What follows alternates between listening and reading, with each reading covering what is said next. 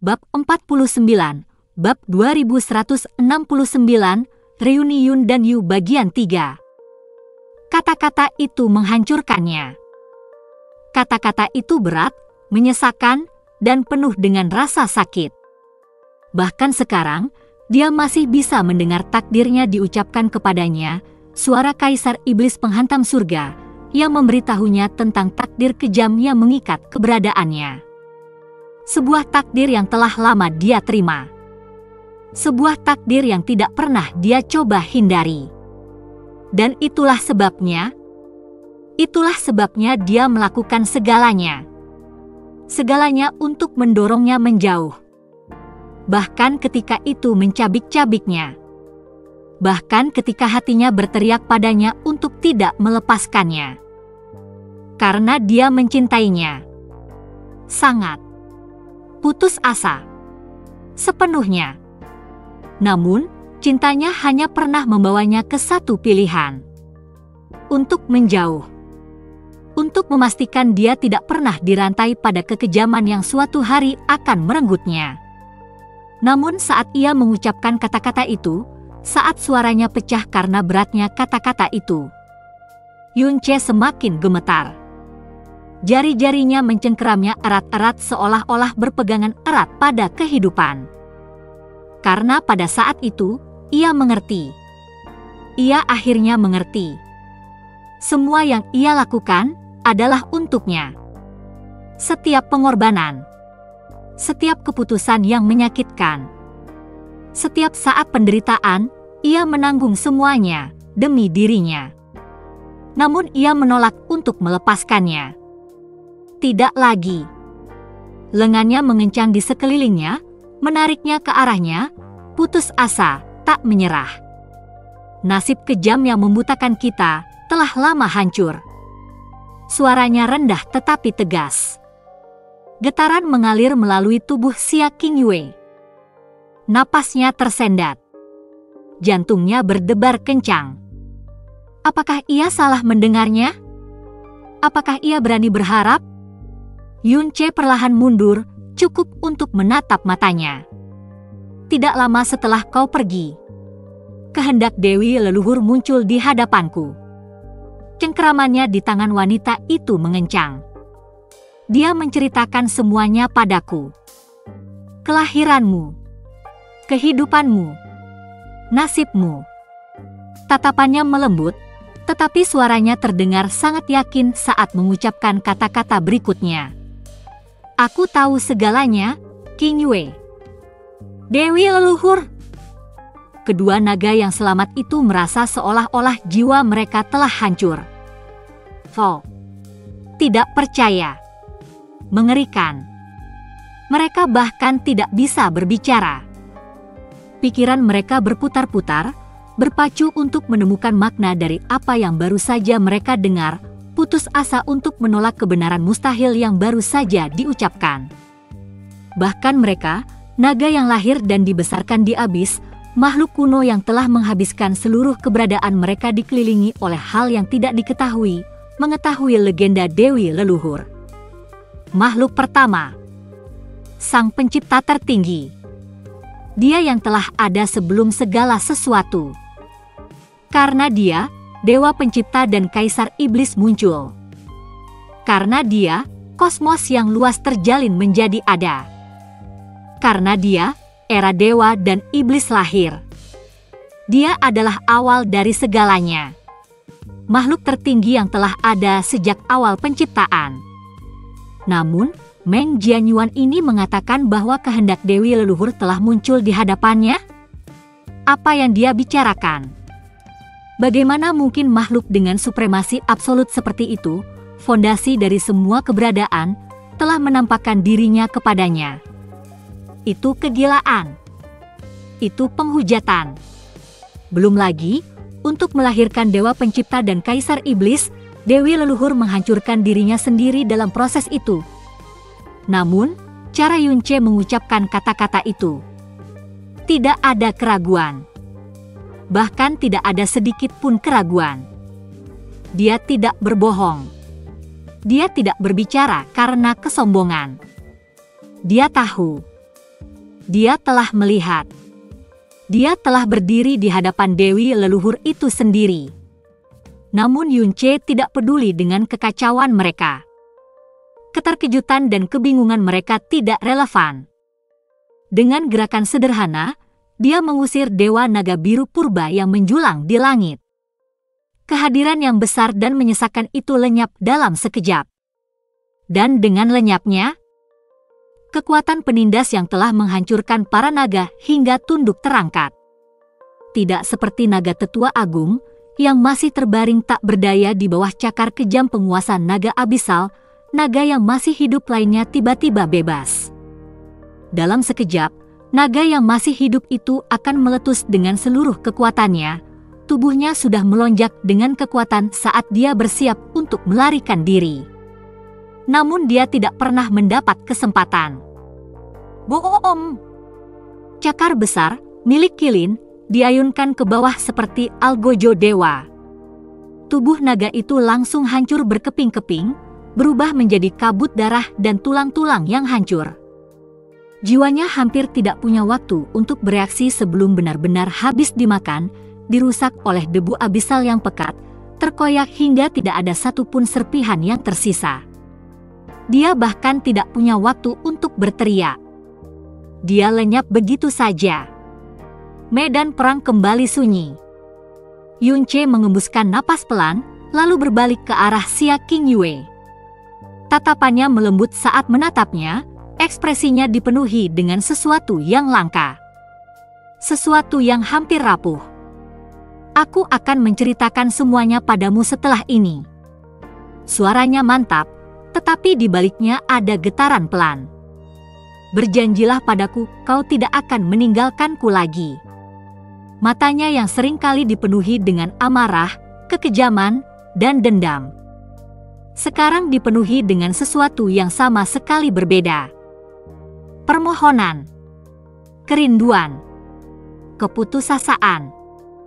Dia tidak memerintahnya. Dia memohon padanya. Xia Qingyue. Bibirnya sedikit terbuka, mata ungunya menatap tajam ke dalam mata Yunce, melihat emosi mentah di dalamnya. Keheningan panjang membentang di antara mereka. Dan kemudian, dia mengangguk. Ya. Suara paling lembut, bagi Yunce, adalah segalanya. Tanpa kata lain, dia memanggil bahtera primordial yang mendalam sekali lagi. Ruang di depan mereka berkilauan, dan pintu masuk ke dunia dalamnya terbuka. Xia Qingyue tidak perlu bertanya. Dia tahu apa yang direncanakan Yunce. Dengan satu pandangan terakhir padanya, dia mengangguk kecil. Dan kemudian berjalan masuk. Saat dia menghilang di dalam, pintu masuk tertutup rapat, dan Yunce menyimpan bahtera itu. Tatapannya menjadi gelap sekali lagi. Dia berbalik. Dan sekarang, matanya terkunci pada naga terakhir yang masih hidup. Tetua Agung. Kau adalah Raja Kabut. Suara naga Tetua Agung bergetar, nadanya dipenuhi kelelahan dan keputusasaan. Dengan semua yang telah terjadi, pembantaian, kegelapan, kehancuran total, tidak ada lagi keraguan dalam benaknya. Dia tahu. Namun, dia tidak tahu. Seberapapun dia mencoba memahami kebenaran, kebenaran itu tetap saja luput dari genggamannya. Di hadapannya, Abisal Qilin menundukkan kepalanya yang besar, membungkuk tanpa ragu saat Yunce melangkah ke atasnya. Sosoknya berdiri di atas binatang buas itu seperti penguasa yang tak terbantahkan. Tubuh besar Qilin bergeser, kerangkanya yang kolosal kini berbalik ke arah Tetua Agung, kehadirannya menjulang di atasnya seperti algojo ilahi. Tidak bersuara. Namun mata abisalnya yang bersinar tetap menatapnya, tak berkedip, menunggu perintah. Satu perintah, dan itu akan mengakhirinya. Namun, bahkan saat kematian semakin dekat, Tetua Agung bergumam sekali lagi, suaranya serak, tubuhnya gemetar di bawah cakar Abyssal Dragon Lord. Tidak, kau adalah sesuatu yang jauh lebih. Tatapan berdarahnya berkedip ke arah Yunce, Pikirannya hampir tidak bisa menerima alasan. Jurang hitam di mata Yunche. Cara dia membantai naga tanpa ragu-ragu, tanpa penyesalan, tanpa sedikit pun emosi. Ini bukan hanya Fog Monarch. Ini bukan hanya monster. Ini adalah sesuatu yang lebih buruk. Sesuatu yang jauh di luar pemahaman. Bagaimana? Suaranya bergetar. Mengapa Camille menyinggungmu? Dia berbicara seolah-olah dia sudah gila. Seolah-olah dia sedang mencari jawaban dengan putus asa. Jawaban yang tidak lagi penting. Bohong! Abyssal Dragon Lord tiba-tiba mengencangkan cengkeramannya, menekan cakarnya yang besar lebih dalam ke tubuh Grand Elder Dragon yang hancur. Kemudian, kakinya meledak menjadi kabut darah dan tulang yang hancur. Erangan dalam dan parau keluar dari tenggorokan sang tetua. Tubuhnya kejang-kejang karena rasa sakit yang luar biasa. Namun, meskipun rasa sakitnya tak terbayangkan, dia tidak mati. Vitalitas naga leluhur terlalu besar, terlalu mengerikan. Tapi itu tidak masalah. Itu cukup untuk membungkamnya. Untuk membuatnya lumpuh, tak berdaya, hancur. Abyssal Qilin perlahan-lahan menjulurkan kepalanya yang besar. Bayangannya yang besar menelan medan perang yang hancur saat Yunche duduk di atasnya, posturnya santai namun tegas. Dari sudut pandangnya yang tinggi, dia melihat ke bawah ke naga tua itu. Tanpa ekspresi. Tanpa perasaan. Tatapannya yang menghitam adalah kekosongan, hampa kehangatan, hampa kemanusiaan, tatapan iblis. Bukan Yunche yang menyayangi keluarganya. Bukan Yunche yang pernah mengenal cinta, kebaikan, dan harapan. Ini adalah Yunche dari wilayah ilahi utara. Yunche yang telah merangkul jurang. Yunche yang telah menjadi iblis. Suaranya tenang, terlalu tenang. Tahukah kau? Ketika pertama kali aku tahu bahwa aku memiliki seorang putri di dunia ini, aku sangat bahagia. Kata-katanya lembut, hampir seperti nostalgia.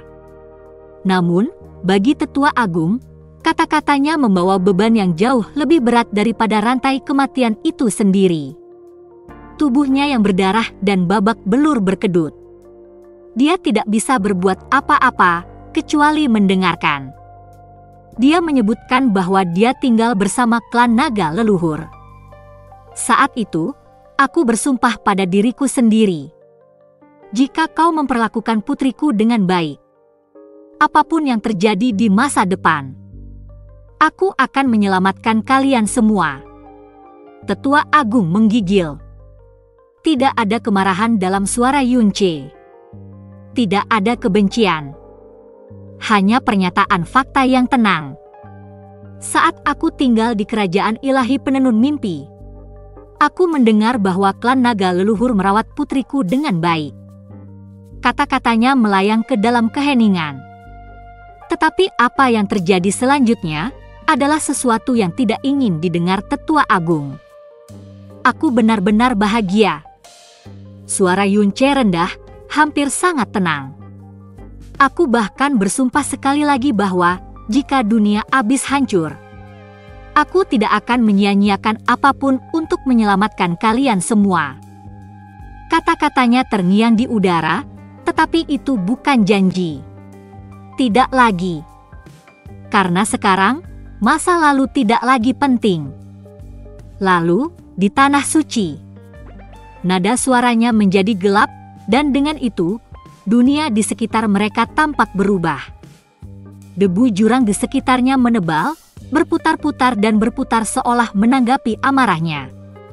Kegelapan yang menindas semakin dalam, kekuatan yang tak terlihat menekan seperti bilah algojo. Beratnya yang menyesakkan membuat orang bahkan tidak bisa bernapas. Itu sangat merusak. Jahat. Menyesakkan. Mata hitam Yunche berkilauan dengan amarah yang dingin dan mendidih. Saat itulah akhirnya aku mengetahui kebenarannya. Tubuh Grand Elder Dragon bergetar hebat. bukan hanya karena luka-lukanya, tetapi karena apa yang akan terjadi. Pada saat itu, rasa sakit di tubuhnya yang hancur dan jiwanya yang hancur menjadi tidak berarti. Dia mengeluarkan suara lembut, awalnya hampir tidak lebih dari bisikan, tetapi segera suaranya semakin keras. Tertawa kecil. Lalu tertawa. Tawa yang pahit, hancur, dan mengejek. Hahaha. Itu bukan tawa geli. Itu adalah tawa seorang pria yang telah menerima nasibnya. Tawa yang mengejek klannya sendiri. Kesombongan mereka. Kebutaan mereka. Kejatuhan mereka. Tetapi ekspresi Yun Che tidak berubah. Dia hanya melanjutkan, suaranya semakin tajam, kemarahannya mengalir melalui setiap kata. Kebenaran tentang bagaimana kau memperlakukan putriku. Putriku dan Shen 11. Putri dari Dewa Naga pertama? Udara berderak dengan niat membunuh yang tak terkendali. Alih-alih memperlakukannya sebagaimana mestinya. Alih-alih menghormatinya, melindunginya. Alih-alih membesarkannya seperti seorang putri. Kau berani memperlakukannya sebagai alat. Saat kata-kata terakhirnya bergemuruh di medan perang. Mati! Yun Che mengangkat tangannya, dan badai kegelapan meletus di sekelilingnya. Energinya yang mendalam, sekarang menyatu dengan debu jurang yang merusak, jatuh ke bawah seperti penghakiman dari surga. Saat itu, Yun Che telah mencari cara untuk menempa api yang mampu membantai dewa. Rencananya adalah menggabungkan api bencana abadi dengan debu abisal, menciptakan kekuatan yang sangat merusak sehingga bahkan dewa pun tidak dapat menahannya. Namun, dia gagal. Mungkin karena kultivasinya saat itu terlalu rendah. Mungkin karena dia mendekatinya dengan cara yang salah. Apapun alasannya, dia terpaksa mengesampingkan ide itu. Namun dalam 4 tahun terakhir, dia kembali ke dasar. Sebelum mencoba menciptakan fusi pamungkas dengan api bencana abadi, dia pertama kali bereksperimen dengan mencampur energi kegelapannya yang mendalam dengan debu abisal. Dan akhirnya, dia berhasil. Hasilnya tidak sekuat yang pernah dia bayangkan. Namun, hasilnya mengerikan. Jauh, jauh lebih dahsyat daripada energi kegelapan murni yang mendalam. Jauh, jauh lebih korosif daripada debu abisal saja. Itu adalah kekuatan yang memutarbalikkan hukum kehancuran itu sendiri. Dan sekarang, Grand Elder Dragon akan mengalaminya secara langsung. Boom! Jurang itu sendiri tampak meletus, langit bergetar karena besarnya kekuatan yang dilepaskan. Arg! Sebuah teriakan merobek medan perang, salah satu penderitaan yang tak terbayangkan. Tubuh Grand Elder Dragon mengejang hebat, jiwanya menggeliat saat rasa sakit yang membakar tidak seperti apapun yang pernah dirasakannya menelannya. Dagingnya terkorosi. Tulang-tulangnya terbakar. Dia sedang dilahap. Dan dibekukan pada saat yang sama. Kegelapan yang korosif menggerogotinya, sementara embun beku yang tidak suci mengunci penderitaannya di tempatnya, menolak untuk membiarkannya menyerah pada pelukan kematian. Tetapi Yun Che, meskipun marah, mengendalikannya. Dia belum sepenuhnya melepaskan kekuatan melahap jurang itu. Dia membiarkannya menderita. Membiarkannya merasakan setiap momen tubuh dan jiwanya terurai. Segera, hampir seluruh kulit naga itu mencair. Sisik emasnya yang dulu murni tak ada lagi. Tulang naganya yang perkasa kini terekspos.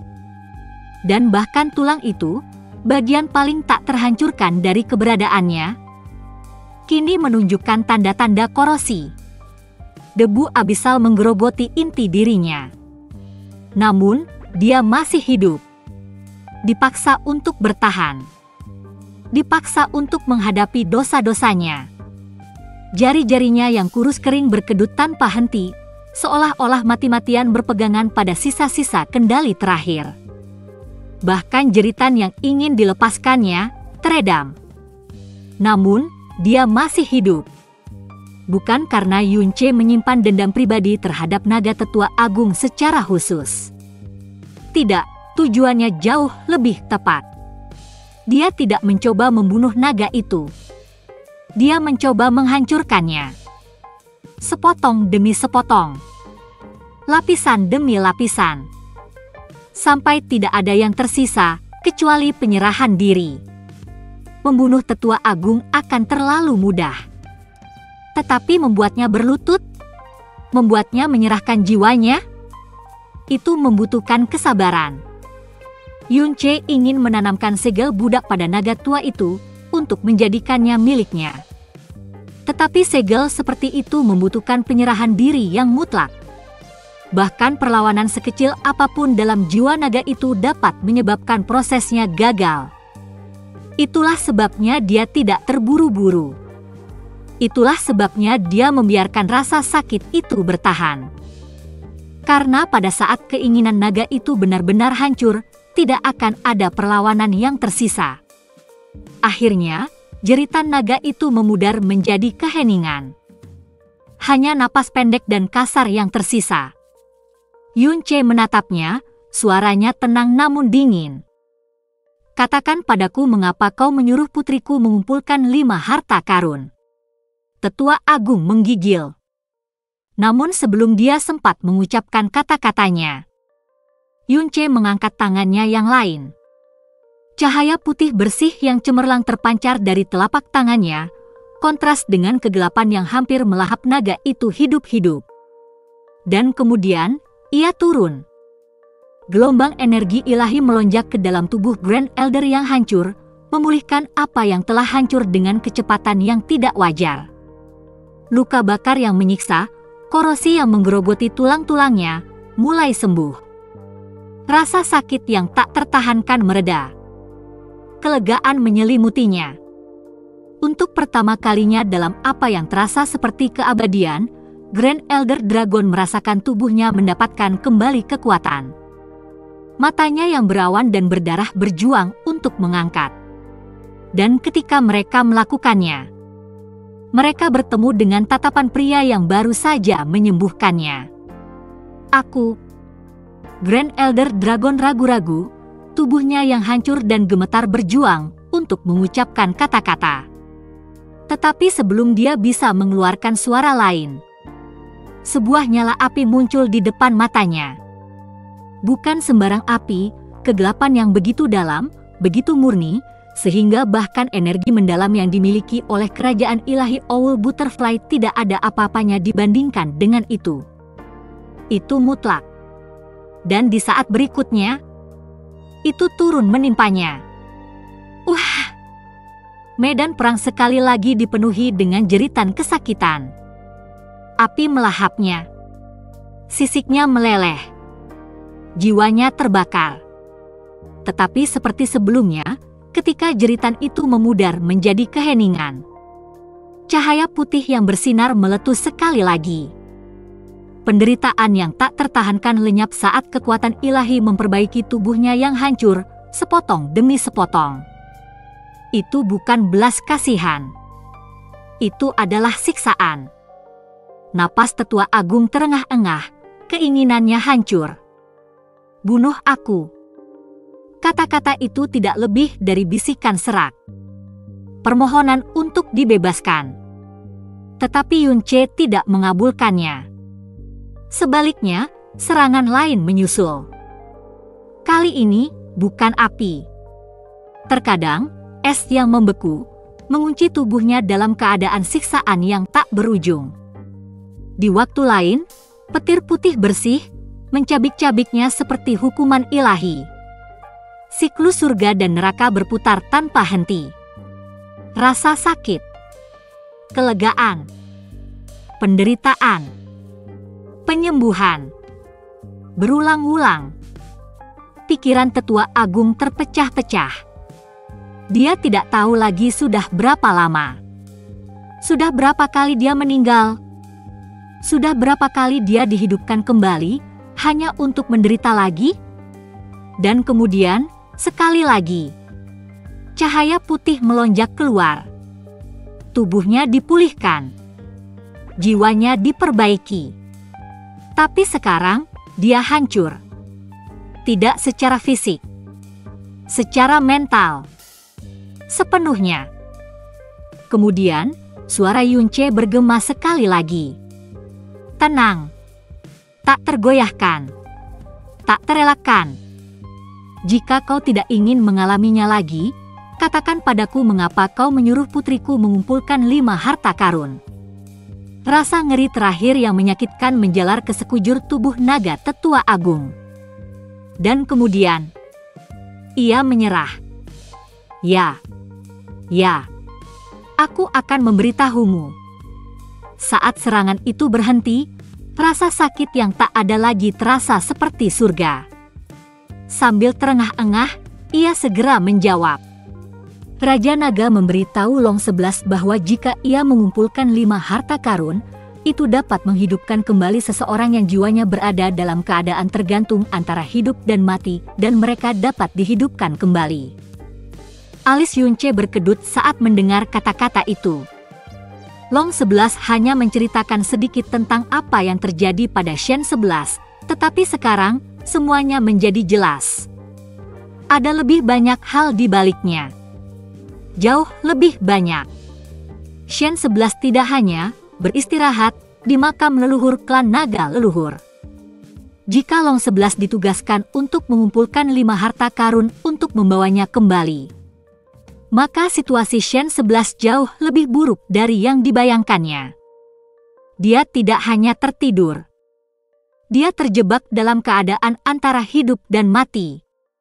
Rasa sakit yang tajam dan melilit mencengkeram jiwa Yunce, mentah dan menyesakan. Tetapi dia menelannya. Dia tidak bisa hancur sekarang. Dia butuh jawaban.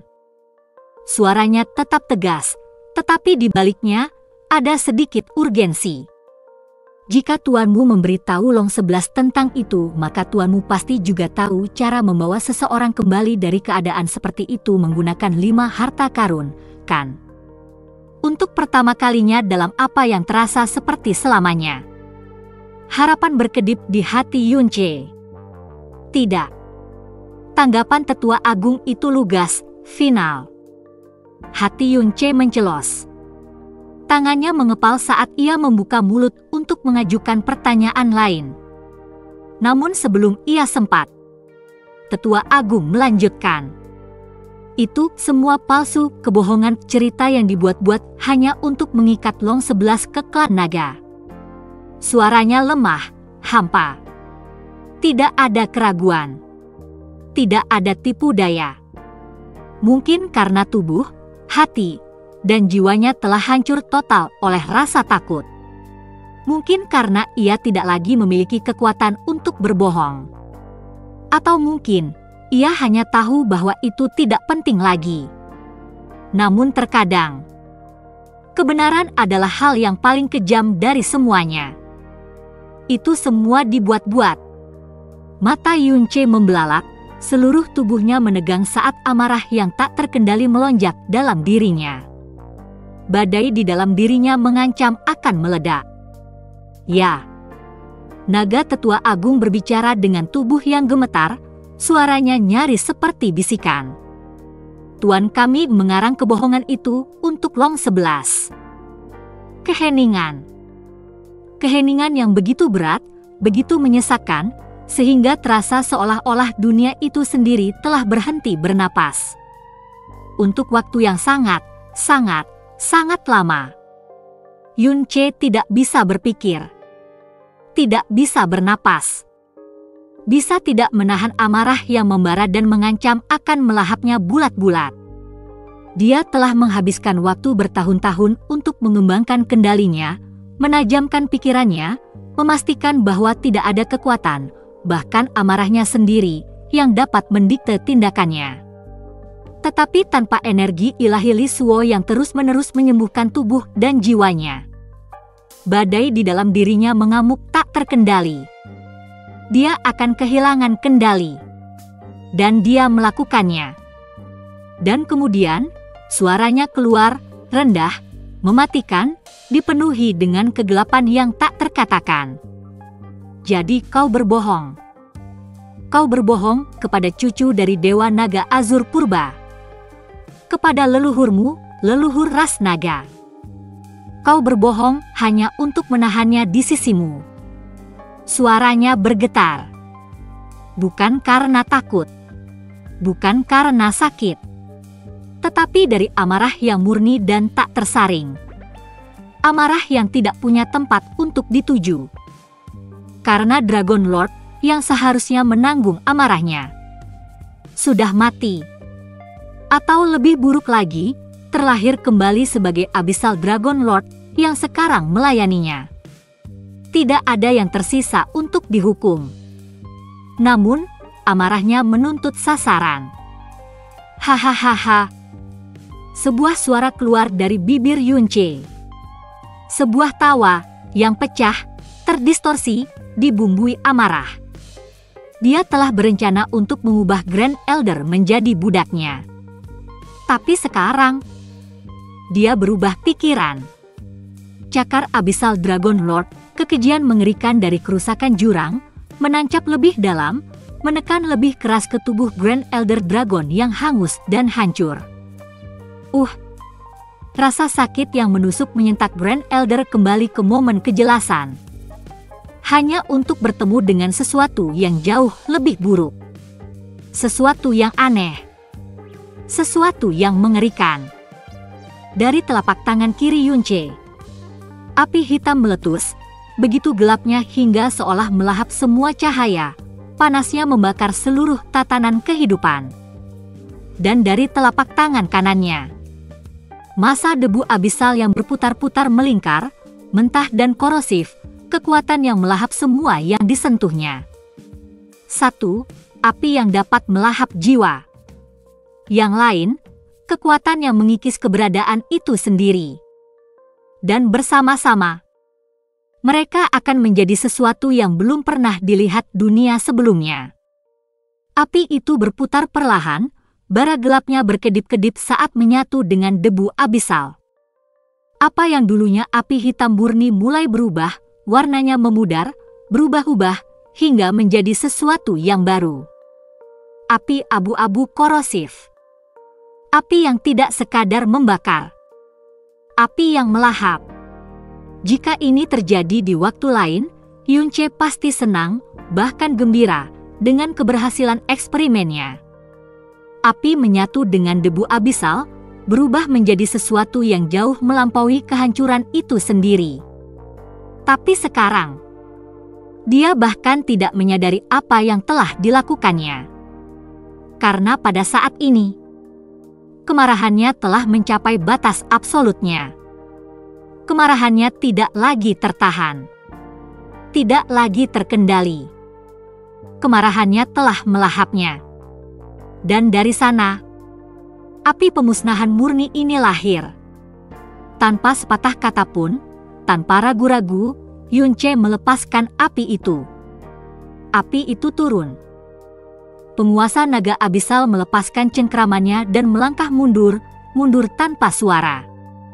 Seolah-olah mengakui bahwa ini bukan lagi tempatnya.